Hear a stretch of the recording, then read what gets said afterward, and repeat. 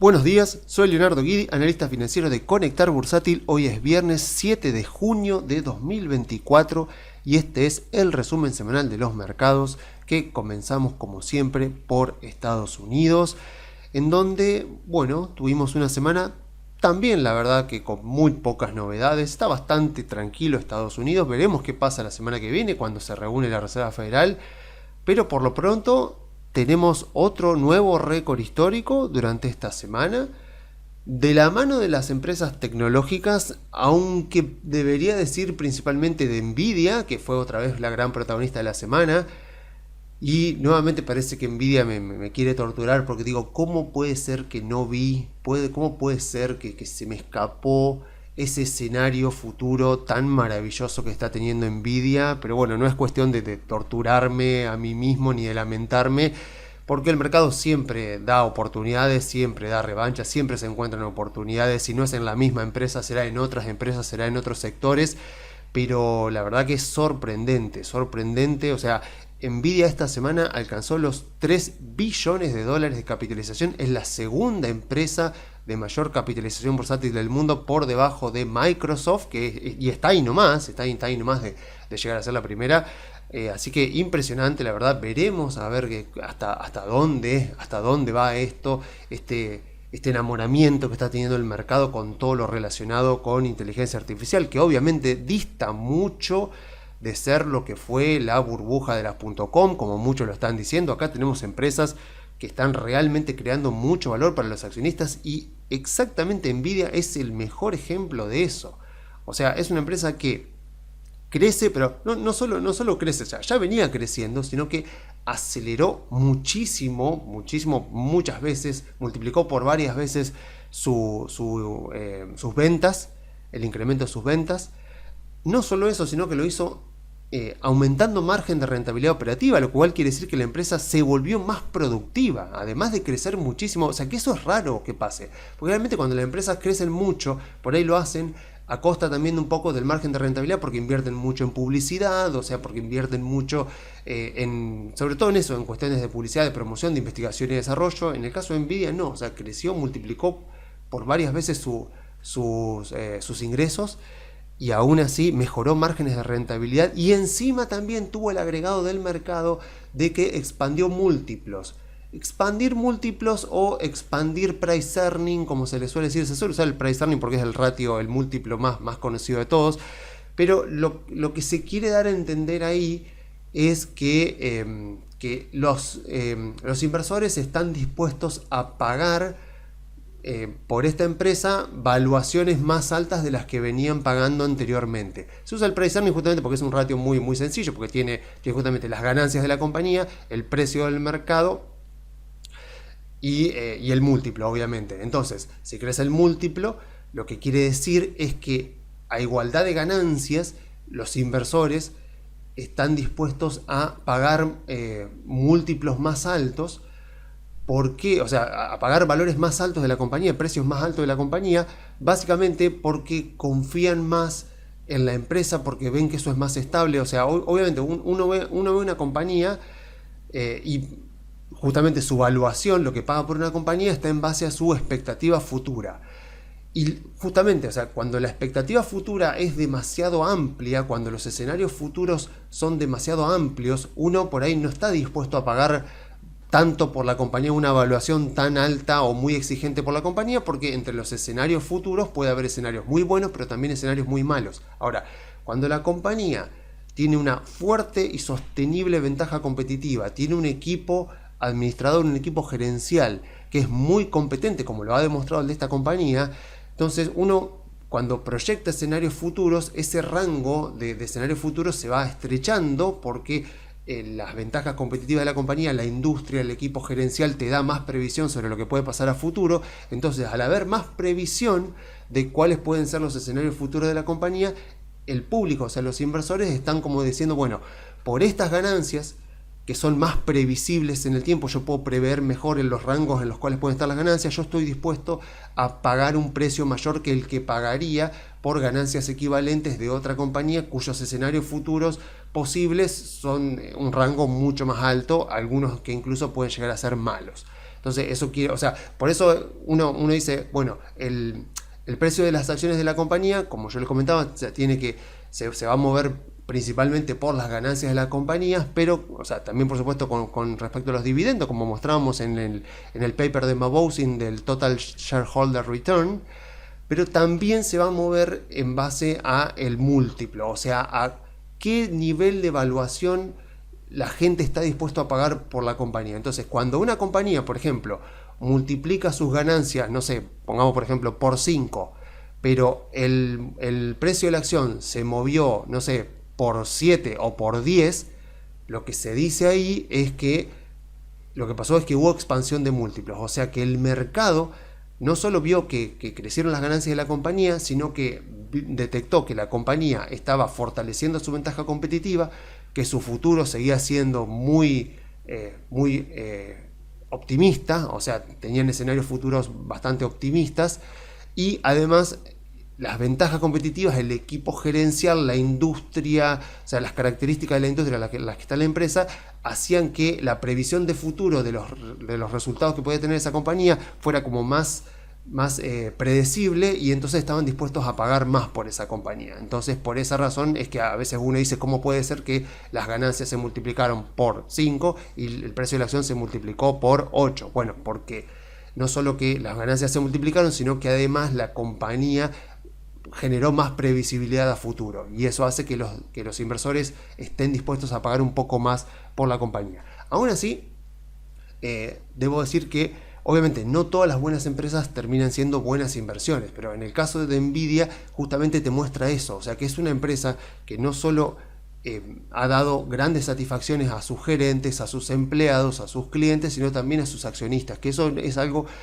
que no es tan común. O sea, obviamente que en el mercado financiero vamos a encontrar miles y miles de empresas que generan valor para sus accionistas, pero que en general no es tan común. O sea, a ver, no todas las empresas que por ahí son buenas empresas, que cumplen su función para sus empleados, para sus gerentes, para sus clientes, para sus proveedores, no terminan siendo buenas inversiones para los accionistas externos, como seríamos nosotros. O sea, a ver, por ejemplo, supónganse, no sé, cualquier empresa que ustedes pueden conocer, no sé, un almacén de barrio, un supermercado, qué sé yo, un emprendimiento que uno tenga, no sé, cualquier tipo de emprendimiento que uno conozca, o sea, cualquier empresa. O sea, pensemos un poco de qué depende el valor de esa compañía. O sea, va a depender siempre del free cash flow de esa compañía, de cuánto free cash flow genere para sus accionistas, ya sea que sea, ya les digo, una empresa unipersonal o no sé, cualquier cosa, una tintorería, no sé, cualquier tipo de negocio que uno pueda encontrarse en el barrio, de ahí hasta la propia Nvidia, la propia Microsoft. O sea, va a depender siempre del free cash flow que genere para sus accionistas, para sus dueños. Entonces, ¿cómo se calcula el free cash flow? Bueno, el free cash flow va a comenzar por las ventas. A las ventas le vamos a restar los costos operativos. Ahí está metido el salario de los empleados, ahí está metida la materia prima, por ejemplo, en caso que sea una empresa industrial, una empresa comercial. Una vez que restamos estos costos de mercadería, digamos, estos costos de ventas, después tenemos que agregarle también los costos administrativos, donde además ahí también está el salario, por ejemplo, de los empleados administrativos, los costos de publicidad, en caso que la empresa haga publicidad, los costos de investigación y desarrollo, en caso que la compañía tenga también una división de investigación y desarrollo. Eso nos va a dar la ganancia operativa. A eso tenemos que aplicarle el impuesto a las ganancias. Después de eso, también tenemos que tener en cuenta el capital de trabajo. O sea, si la empresa está creciendo, puede ser que crezca el capital de trabajo. O sea, el capital de trabajo, que también justamente se le llama capital circulante, por la razón de que es dinero que va circulando por la economía, y que a menos que una empresa tenga capital de trabajo negativo, que las hay, como por ejemplo los supermercados, generalmente el capital de trabajo es justamente eso, un capital que va circulando por la compañía, un capital que, bueno, está en inventarios, está en cuentas por pagar, está en cuentas por cobrar. Es un capital que va circulando y con el cual no podemos contar, digamos, como para hacer inversiones. Entonces ahí tenemos que quitar eso también del free cash flow, o sea, la variación del capital de trabajo, y también, por supuesto, lo que sean las inversiones de capital. O sea, una vez que tenemos ese dinero, esa ganancia operativa que hemos pagado impuestos, después también tenemos el tema de, bueno, si se rompió una máquina y hay que arreglarla, si hay que comprar un repuesto, si hay que comprar una máquina nueva. Estoy pensando, por ejemplo, en empresas industriales. Si tenemos que, no sé, queremos expandirnos y hay que alquilar un local nuevo, por ejemplo. O sea, todos esos son inversiones de capital que vamos haciendo. Y encima, si la empresa está endeudada, después ahí también tenemos que pagar o intereses o amortizaciones de deuda. Y recién ahí lo que queda vendría a ser el free cash flow del accionista. Entonces pensemos, hay empresas que por ahí no son buenas inversiones porque no queda nada para el accionista después de que hemos descontado todo esto, o para el dueño después de que hemos descontado todo esto, pero aún así eso no quiere decir que son empresas que no deban existir. O sea, son empresas que sirven para sus empleados, para sus gerentes, incluso para sus propios dueños, para sus clientes, satisfacen a sus clientes, a sus proveedores. También son empresas que generan valor, digamos, para diferentes personas, pero no generan valor para un accionista externo.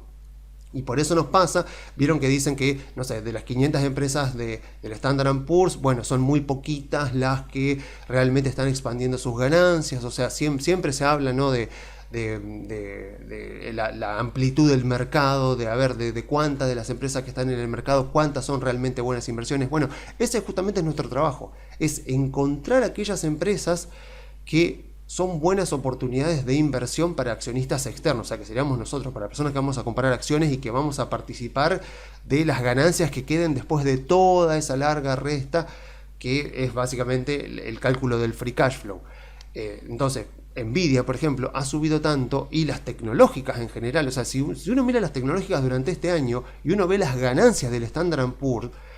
va a ver que una gran proporción, si uno hace un desglose de cuántas ganancias ha tenido el Standard & Poor's medido como portafolio durante este año, si uno hace un desglose y se fija qué porcentaje de las ganancias del índice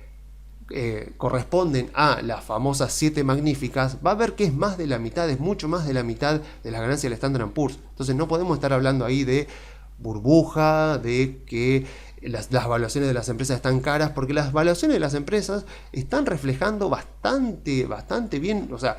por ahí podremos decir alguna exageración que puede llegar a ver en alguna empresa puntual, pero en general está reflejando bastante bien el valor que estas empresas están creando, no solo para sus stakeholders, o sea, que sería toda esta gente, o sea, los empleados, los gerentes,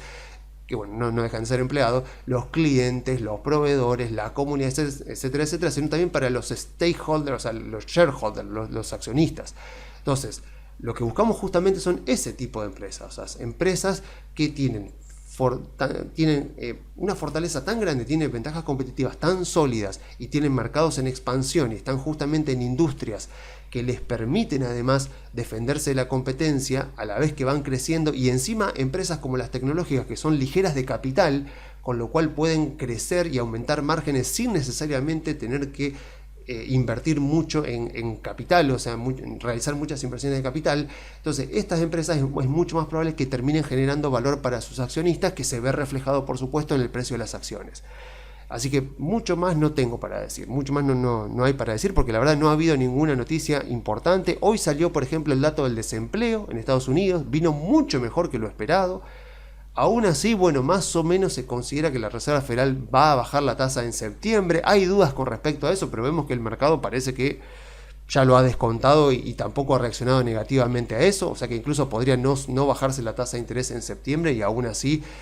parece que el mercado lo está aceptando y lo está tomando bien. Veremos qué pasa. Ahí sí, clave, seguramente el próximo viernes algo más para comentar voy a tener, porque el miércoles se reúne la Reserva Federal para fijar la tasa de interés. Está 99,99% descontado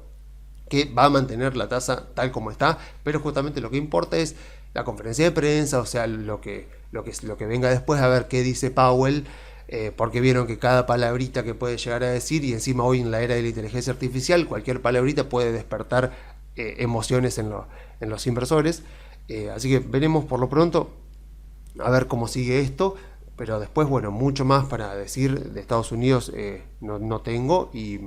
bueno, veremos a ver qué pasa entonces la semana que viene. O sea, no espero tampoco la gran cosa, o sea, está todo bastante descontado, pero igual, o sea, Estados Unidos, como vemos, nos sigue dando satisfacciones. Las empresas tecnológicas siguen siendo el caballito de batalla del año,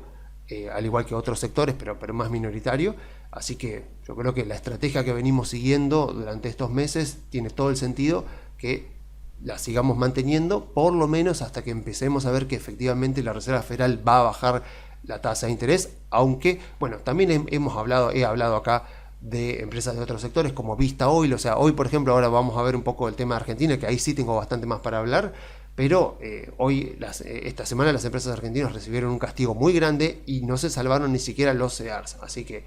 si queremos salir un poco de empresas tecnológicas, bueno, está Costco, a ver,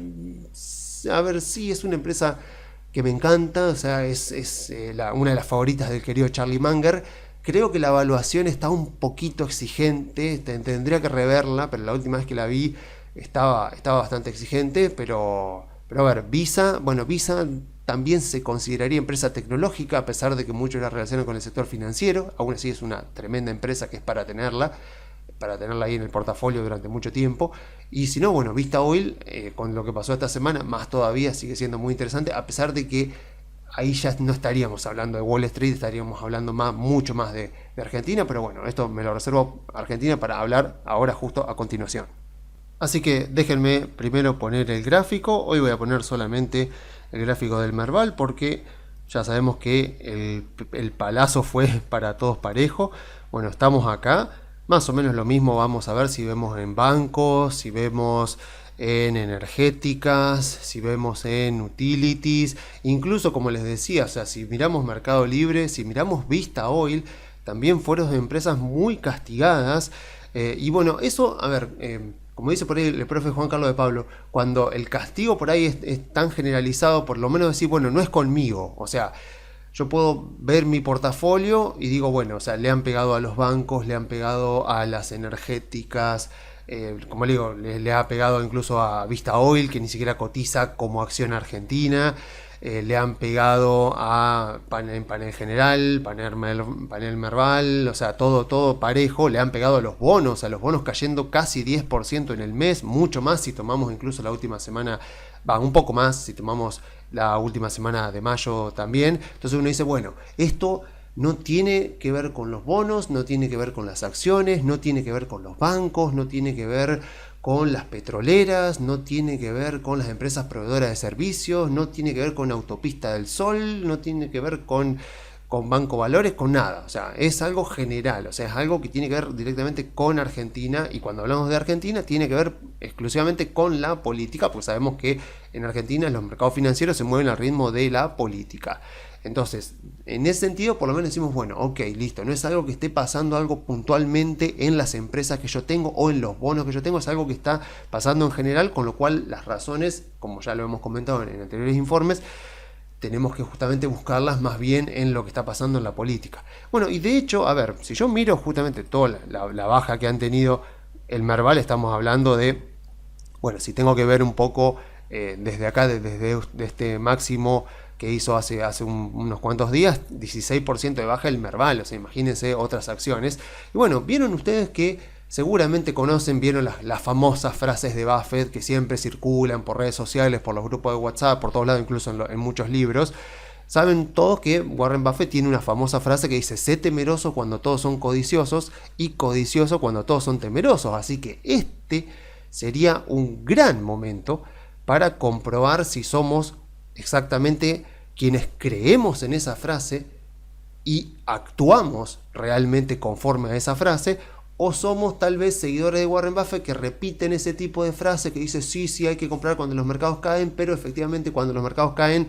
nosotros estamos en realidad del grupo de los temerosos. Porque claro, ¿vieron esa gente que por ahí dice cuando los mercados están subiendo, o ahora por ejemplo en Estados Unidos, no sé, con las acciones también en récord histórico, por ahí muchos dicen, ay, qué lástima que no bajen, o sea, qué lindo sería que bajen un 10% o un 20% para comprar un poco más? Y la respuesta es no, porque cuando las acciones bajen un 10% o un 20% del valor que tienen ahora, el sentimiento inversor, las expectativas, lo que está ocurriendo en el contexto, seguramente va a ser diferente a como está ahora. Entonces vos no vas a estar con esta misma actitud. Vos lo que querés decir es, a ver, sí, que las acciones bajen un 10 o un 20%, pero como que no cambie nada en el contexto, o o que yo me anime a comprar, o sea, o que yo me dé cuenta de que hay que comprar, pero no, la mayoría de la gente por ahí que dice eso, después cuando llega el momento de comprar, cuando realmente el mercado te está dando una oportunidad de compra, mucha gente termina estando en el grupo de los temerosos, en el grupo de los que dicen, ay, qué lástima que no vendimos, qué lástima, mira, el L30 estaba en $60, ahora está en 51, ¿cómo no haberse dado cuenta? Bueno, el mercado es así, o sea, es imposible poder saber, como dice Suchovicki, ¿no? ¿Cuándo te das cuenta que el mercado hizo un techo? 6 meses más tarde. ¿Cuándo te das cuenta que el mercado hizo un piso? 6 meses más tarde. O sea, nunca lo podés ver de antemano, sobre todo menos en Argentina, con la cantidad de variables diferentes que pueden converger en los precios de los activos financieros. Entonces, este sería un buen momento para que uno aproveche, que uno sea contrario al investor, pero bueno, o sea, está buenísimo esto para que uno se autoanalice, o sea, ¿qué estoy sintiendo en este momento? Si estoy sintiendo dolor, o sea, si estoy sintiendo malestar, negatividad, dudas, estoy dudando, che, no será que capaz que a Milei las cosas no le salen y los bonos vuelven otra vez a paridades del 30, abajo del 30, las acciones se caen un 50%, bueno, si estoy en ese grupo, bueno, meditémoslo, porque tal vez o sea, las acciones argentinas no sean para nosotros, porque esta volatilidad, como vemos perfectamente en este gráfico del Merval, esta volatilidad es la volatilidad que tenemos que afrontar cuando estamos en acciones argentinas. O sea, si no queremos esta volatilidad, si no queremos esta incertidumbre, y por lo tanto resignamos los potenciales rendimientos positivos que nos puede dar estos instrumentos si sale todo bien, entonces pasémonos a CDRs y vamos a estar mucho más tranquilos. A ver, lo que está ocurriendo depende de varios factores, como ya lo hemos comentado. Yo creo que el más importante fue la baja precipitada de la tasa de interés por parte del Banco Central, que despertó al dólar, pero obviamente a eso se le agrega lo que está pasando con la ley de bases, que veremos a ver si sale este próximo jueves. Encima, esta semana también hubo una sesión de la Cámara de Diputados aprobando una reforma jubilatoria que va en detrimento con el superávit fiscal que quiere mantener Milei. Y bueno, todo este tipo de hechos, digamos, son como señales que apuntan en la dirección de que estabilizar la economía es algo que por ahí le va a costar un poco más, le va a costar más al gobierno y por lo tanto también el rebote económico. Antes se hablaba del rebote en forma de V corta. Es verdad que hay sectores, algunos sectores puntuales como el campo, como la minería, como el petróleo y gas, que están rebotando, pero cuando uno mira la economía general, como dice Esteban Domecq, en general lo que parecería que va a estar ocurriendo es más bien un rebote, pero no en forma de V corta, así rápida caída con rápida salida, sino algo más bien parecido a una U, o sea, una baja que parecería ya estar terminando, un amesetamiento, digamos, ahí abajo, y después recién, tal vez dentro de un mes, 2 meses, veremos ya una salida ya un poco más rápida. Incluso esta semana Esteban Domecq hizo una conferencia, que lo invitaron, y él mostró unos gráficos del Merval con el riesgo país, y lo que dijo es básicamente más o menos lo mismo que sabemos todos, y es que como que con esto que está pasando durante las últimas semanas, es como que el mercado le está diciendo al gobierno que no es que considera que va a fracasar con su plan de estabilización, sino como que le va a llevar más tiempo estabilizar las variables macroeconómicas, sobre todo el tema de la inflación, saneamiento del Banco Central y generar efectivamente un rebote de la actividad económica. O sea, como que el mercado le está diciendo al gobierno, a ver, antes yo creía que ibas a estabilizar, o sea, estaba más optimista el mercado, y el mercado como que le decía al gobierno, bueno, yo antes creía que vos ibas a estabilizar la inflación, ibas a sanear el Banco Central y la economía iba a rebotar en forma de V corta, ibas a poder abrir el cepo lo más pronto posible, pero ahora la verdad que creo que vas a tardar un poco más. Entonces, en ese escenario, en ese primer escenario más positivo, $60 del L30, los bonos llegando tal vez a 60% de paridad, estaba bien, pero en este nuevo contexto que va a requerir más paciencia, y que va a tardar más en la estabilización y en el piso final de la caída de la actividad económica, bueno, como ese escenario va a tardar más, entonces creo que los precios de los bonos estaban reflejando un escenario demasiado optimista, y con este nuevo escenario, entonces lo que debo lo que debe pasar es que a más riesgo por ahí, a más incertidumbre a futuro, lo que pasa es que se termina ajustando por precio. Entonces estamos viendo la caída de los bonos, por lo tanto lo que vemos es un aumento del riesgo país, y con el aumento del riesgo país vemos también la caída generalizada de las acciones. Y esta caída, por supuesto, también está reflejando, esta caída de precios refleja un aumento percibido en el riesgo de que la sociedad no aguante, el humor social, digamos, no aguante hasta que Milei logre terminar de hacer el ajuste. Pero lo que me importa recalcar también es que de ninguna manera el mercado parece estar diciendo que vaya a creer que el plan de Milei fracasó, sino simplemente es decir, mira, me parece que vas a tardar más, con lo cual aumenta el riesgo de que aparezcan algunas otras variables que por ahora no están siendo tenidas en cuenta, y que podría haber, no sé, algún cisne negro de algún tipo, algo que podría llegar a provocar que se desestabilice un poco más la situación, sobre todo la situación política. Pero,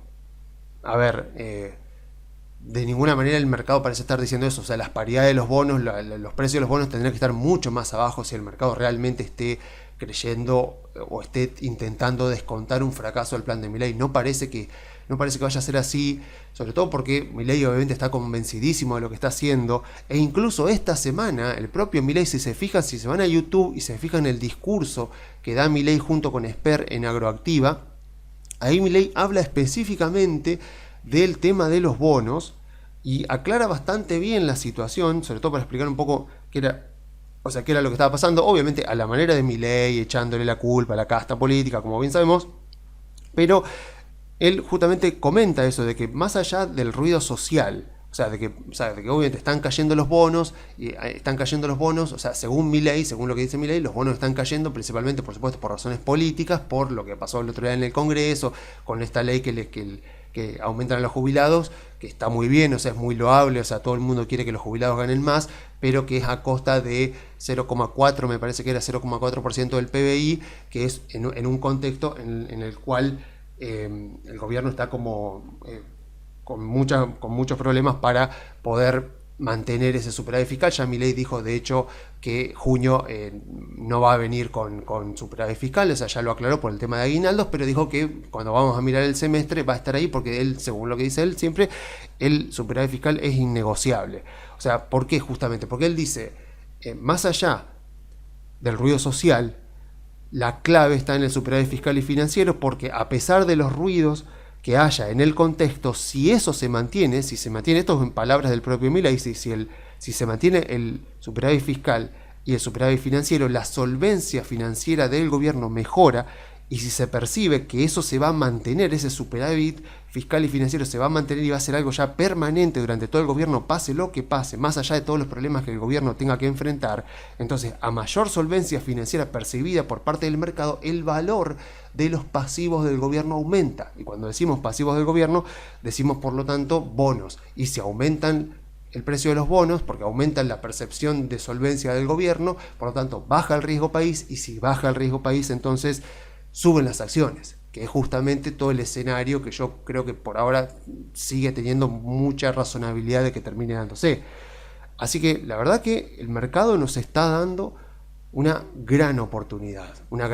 que no es gratis, que implica no solo pagar el precio de los activos, sino afrontar este tipo de volatilidad. Pero acá podemos ver efectivamente, si nosotros decimos que somos contrarian investor, que invertimos en contra del consenso del mercado, a ver si realmente lo somos o si simplemente seguimos a la manada. O sea, el mercado acá nos está dando esa gran oportunidad,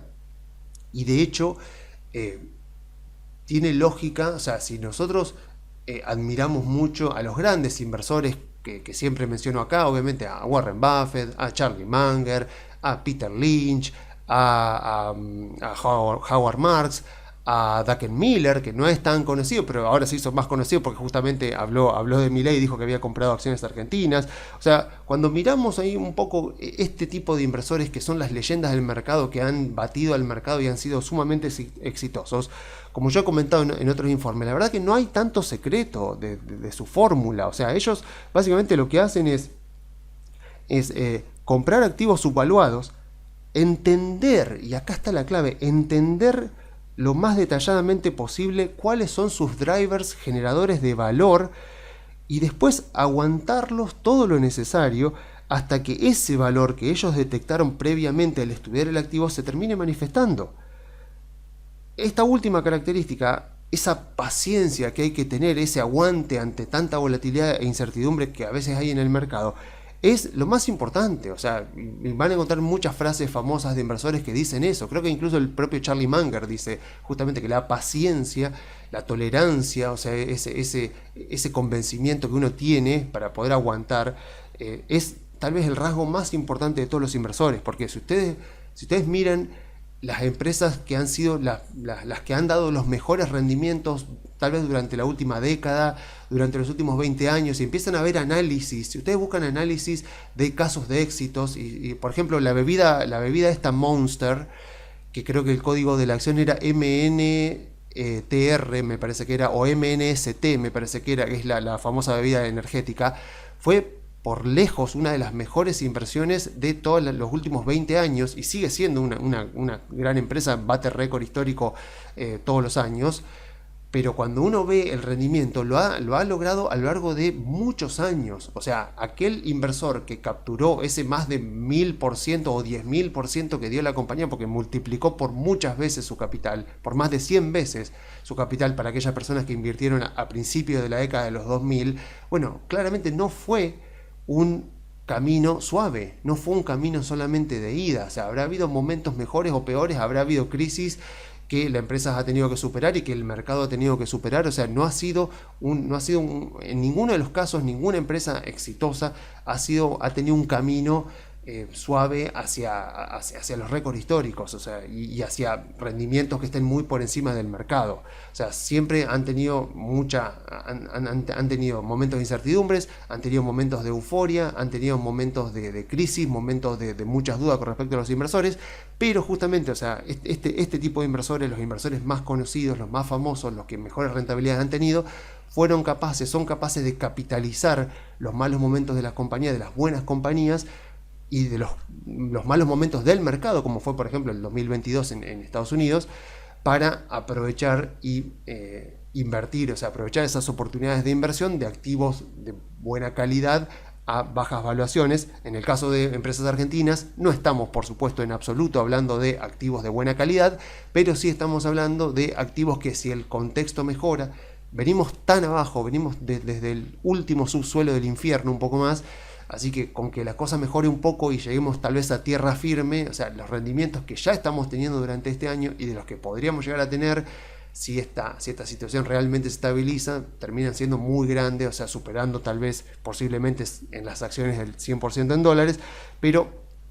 justamente siempre y cuando somos disciplinados, o sea, tan disciplinados tanto para estudiar, para entender lo que está ocurriendo con los activos, con el contexto, como también disciplinados para tolerar estos contextos de gran aumento de la incertidumbre, porque son activos argentinos, o sea, son activos que se van a comportar así, y si no estamos muy convencidos, o sea, si no estamos muy convencidos de lo que estamos haciendo, y sobre todo al invertir en activos argentinos, conociendo las características de esos activos, lo que va a pasar es que cuando vengan estos contextos de incertidumbres, vamos a entrar tal vez en pánico y vamos a terminar saliendo para evitar el dolor, porque ya sabemos que las pérdidas nos duelen mucho más de lo que nos alegran las ganancias. Y bueno, o sea, algo que podría terminar siendo a largo plazo una muy buena inversión, se termina convirtiendo a corto plazo en una mala inversión, y como salimos huyendo por miedo a que esto caiga mucho más, terminamos convirtiendo lo que potencialmente podría haber sido muy bueno para nuestro portafolio en algo muy malo. Así que, como para ir cerrando ya el informe de esta semana, la verdad es que quien quiera invertir en acciones argentinas y en bonos argentinos tiene que saber que esta es la volatilidad que va a tener que enfrentar. O sea, y no me voy a cansar de repetirlo, porque parece que uno quiere, cuando las cosas andan bien, la gente mira principalmente los rendimientos, a ver qué bien que le ha ido a los bonos, qué bien que le ha ido a las acciones de diferentes sectores, pero parece que no quieren entender de que ese rendimiento también conlleva un riesgo asumido. Y este es el riesgo argentino, esta es la volatilidad argentina. O sea, si no aguantamos esta volatilidad, invirtamos en otra cosa. No hay ningún problema. Hay obligaciones negociables, hay CDRs, podemos comprar el SPY directamente, nos compramos el Standard & Poor's y nos quedamos ahí tranquilos, o sea, no hay ningún problema. O sea, para muchos inversores esa es la inversión que más sentido tiene y está perfecto, pero si invertimos en acciones argentinas, justamente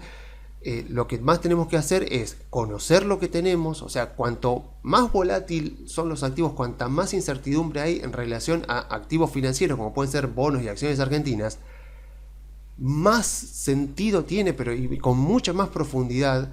Tenemos que conocer aquello que tenemos en nuestro portafolio, conocer el contexto, qué tiene que darse para que estos activos que tenemos en el portafolio manifiesten el valor que nosotros creemos que tienen, y al mismo tiempo, con más razón, hay que aguantar y hay que tener la paciencia, o sea, tener la paciencia para aguantar todo este movimiento, toda esta volatilidad que a largo plazo, si las cosas salen bien, deberían terminar dando el AL30, o sea, el AL35, el AL38, rendimientos bastante interesantes, y las acciones, por supuesto, rendimientos tal vez por arriba del 100% en dólares. O sea, a ver, la bolsa es una timba justamente si no sabemos lo que hacemos. O sea, si no sabemos lo que tenemos en nuestro portafolio, y obvio que estamos librados al azar, estamos librados a lo que el mercado diga. Y obviamente es muy probable que el mercado, por esa ignorancia y por esa precipitación de nuestras emociones, nos termine expulsando, y ahí nosotros nos vamos enojados del mercado diciendo que al final se ganan siempre los mismos, no se puede ganar plata en la bolsa, etcétera, etcétera. Entonces la culpa de los demás si no es nuestra. Pero al mismo tiempo, la bolsa, el mercado de capitales, es la mejor herramienta para hacer crecer nuestro portafolio si entendemos justamente qué portafolio estamos armando, qué rentabilidad podemos esperar, qué volatilidad podemos esperar en nuestro portafolio, y al mismo tiempo si tenemos la paciencia para esperar, y la tolerancia y la disciplina también, para esperar a que se manifieste el valor que nosotros previamente hemos detectado en nuestros activos financieros. O sea, yo ya expliqué muchas veces cuál es mi escenario para Argentina. O sea, no ha cambiado nada con todo lo que ha estado pasando. Por lo menos el plan de Milei sigue vigente. Obviamente sí es cierto que genera dudas todo el tema de lo que está pasando con la ley de bases. Vamos a ver qué pasa. Si no llega a salir la ley de bases, no tengamos ninguna duda de que los bonos van a seguir cayendo. Imagínense, el AL30 está en 51, hace un par de semanas estaba en 60, ha caído más de un 10%, o sea que de volver a 70, que sería el escenario donde yo diría ya estaría para vender, acá ya estamos hablando de más de 25% de suba que podría tener una persona que compre ahora. Pero claro, ustedes ven a la gente interesada en comprar ahora. Bueno, yo he visto a varios, pero también he visto lo contrario, he visto gente asustada saliendo a vender. Y es normal, es natural. O sea, ¿por qué a 60 era buen precio y a 51 no? Porque claro, porque cambia el contexto, cambia la expectativa. O sea, nunca nos olvidemos eso, nunca nos olvidemos que siempre el precio refleja expectativas. Porque hay gente, escuché así durante esta semana por ahí analistas diciendo los precios de los bonos reflejaban expectativas del mercado, diciéndole al gobierno, quiero creerte, así que pago por ver, ¿no? O sea, el famoso pago por ver. Y ahora, o sea, según esta gente que escuché, ahora el mercado está diciendo, no, ahora quiero ver, quiero que me demuestres que las cosas están saliendo bien, y entonces ahí sí te compro. No, no es así. Siempre el precio refleja expectativas. O sea, no, o sea, eso de compro cuando ya me lo demuestres, no existe en el mercado, porque el mercado siempre se adelanta. O sea, y si yo compro cuando ya está todo dicho, claramente entonces ya compré muy caro, ya compré cuando ya está todo metido en el precio. O sea, ya compré en marzo del año 2000 en el techo de la burbuja.com, cuando ya estaba todo ahí. Siempre el precio refleja expectativas. O sea, si yo tengo que hablar de qué pasó con los precios, por ejemplo, con los precios de los bonos, y si digo los precios de los bonos, digo lo mismo de los precios de las acciones. Los precios de los bonos reflejaban un escenario de estabilización, de saneamiento del Banco Central, de baja de la inflación, y por lo tanto con un rebote también de actividad económica, con salida de ley bases, con reformas estructurales que iban a provocar que el riesgo país de a poco siguiera cayendo, a tal punto de que por ahí a mediados del año que viene el gobierno podría llegar a salir nuevamente con una licitación de deuda, porque el año que viene el gobierno tiene más de 15.000, creo que eran 17.000 millones de dólares de vencimientos de deuda, y claramente no tiene el dinero ni en el mejor de de las cosechas de sojas posible va a conseguir tanto dinero como para pagar esos bonos, o sea que necesita sí o sí volver al mercado. Entonces los precios de los bonos como que venían reflejando eso. Ahora, los bonos han caído, no porque le digan al gobierno, bueno, queremos ver efectivamente que sale la ley bases, queremos ver efectivamente esto, no, porque los precios siempre van a reflejar expectativas, nunca los precios van a reflejar realidades, nunca van a reflejar el presente. Entonces, ¿qué están reflejando ahora los precios? Bueno, como decía Esteban Domex en su informe, decía, los precios ahora por ahí están reflejando que el mercado considera que al gobierno le va a costar más estabilizar, le va a costar más bajar ese último tramo de inflación del 5 al 1% mensual, le va a costar más, y por debajo del 1 por supuesto también, o sea que le va a costar más, que no va a ser tan acelerada la baja de la inflación como ha sido hasta ahora, que el gobierno puede encontrarse con obstáculos en el Congreso, que el gobierno, se confió demasiado con la tasa de interés, como que el mercado está diciéndole al gobierno, bueno, me parece que te va a llevar más tiempo estabilizar. O sea, es eso, pero estamos hablando siempre de expectativas. Cambió la expectativa, antes era un poco más positiva, ahora es un poco más pesimista, pero de ninguna manera el mercado le está diciendo al gobierno, mira, no creo que vas a ser capaz de estabilizar la economía, creo que incluso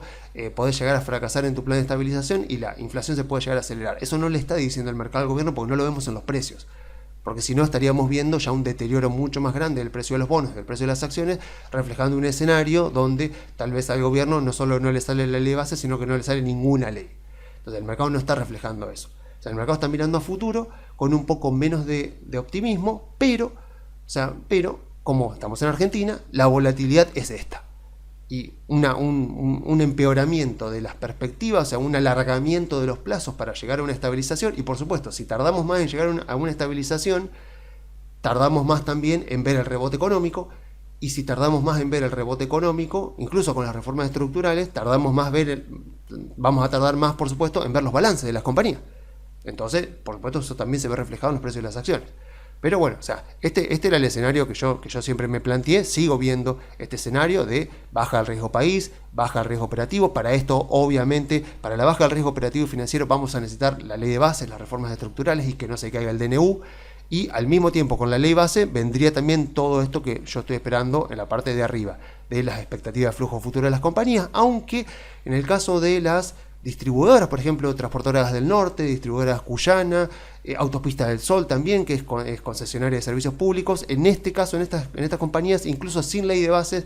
igual deberíamos ver esto, que parece todavía no estar reflejado en los precios, porque básicamente las acciones argentinas se han movido al ritmo principalmente de la política y no tanto en base a lo que ha ocurrido en sus industrias particulares. Pero ya hemos visto buenos cambios de regulaciones en favor de empresas concesionarias de servicios públicos e incluso empresas transportadoras de gas, distribuidoras de gas también. Pero bueno, con la ley de base, con más reformas estructurales y con la estabilización finalmente de la inflación, deberíamos ver también esta parte, este escenario que yo planteo hacia arriba, o sea, de las operaciones de las compañías, de la rentabilidad de la inversión y del crecimiento de la empresa y de los crecimientos de los flujos. Así que creo que Argentina nos está dando una gran oportunidad, pero bueno, no es gratis, es a costa de tolerar este tipo de volatilidad. Así que aprovechemos tanto en bonos, los bonos por lo menos son un riesgo bastante más moderado, bastante más medible, bastante más conciso, que es fácil ver cuáles son los drivers, y los drivers justamente dependen del gobierno, y Milei ya ha dicho que el superávit es innegociable, así que evidentemente si esto percibe, deberían cambiar las expectativas del mercado con respecto a los bonos, y eso posibilitaría bajar el riesgo país, y si baja el riesgo país repercute también favorablemente en las acciones, pero en todo caso los bonos nos brindan un riesgo que sigue siendo alto, sigue siendo muy volátil, como vieron ya cayeron más de 10% en dólares durante las últimas semanas, pero bueno, es un riesgo alto, pero un poco más fácil por ahí de delimitar, de medir que las acciones. Y si no, bueno, están las acciones que tienen, en el caso positivo, una rentabilidad bastante más alta que la que pueden dar los bonos, pero por supuesto una volatilidad también más alta. No es gratis, es el precio que pagamos por tener a futuro una rentabilidad mayor si es que nuestro escenario positivo se termina manifestando. Así que bueno, yo entonces me despido por esta semana y les dejo la vía de comunicación. Si se quieren comunicar, pueden enviar un mail a info@conectarbursátil.com.ar.